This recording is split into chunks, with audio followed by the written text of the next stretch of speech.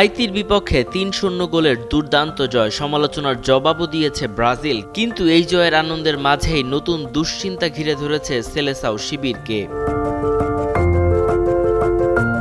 ম্যাচের ৪০ মিনিটে চোখের পানি লুকাতে পারেননি রাফিনিয়া। ডানুরুর চোটে মাঠ ছাড়তে হয়েছে বার্সেলোনার এই তারকাকে। ফলে স্কটল্যান্ডের বিপক্ষে তাকে আর পাওয়া যাবে না। তবে ব্রাজিলিয়ান মিডফিল্ডার লুকাস পাকেতা সবাইকে শান্ত থাকার আহ্বান জানিয়েছেন।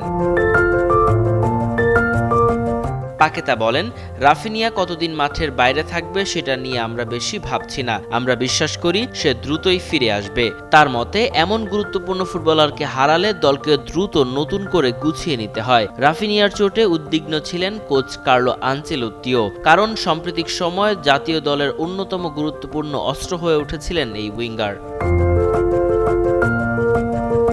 বার্সেলোনার হয়ে দুর্দান্ত মৌসুম কাটিয়েছেন রাফিনিয়া। ৩৩ ম্যাচে করেছেন ২১ গোল, সঙ্গে ৮ অ্যাসিস্ট।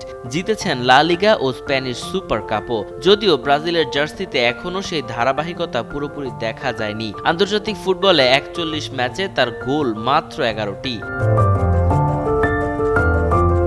এদিকে রাফিনিয়ার বদলি হিসাবে সুযোগ পেয়ে দারুণ পারফর্ম করেছেন রায়ান, আর হাইতির বিপক্ষে জোড়া গোল করেছেন মাতিয়াস কুনিয়া। অন্য গোলটি এসেছে ভিনিসিউসের পা থেকে।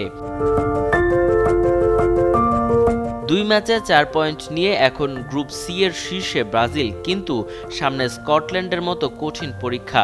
বিশ্বকাপ জিততে চাইলে একটাই কড়া বার্তা, ব্রাজিলকে যত দ্রুত সম্ভব এই নতুন ধাক্কা কাটিয়ে উঠতে হবে। মুর্তুজা তানভীর, যুগান্তর স্পোর্টস।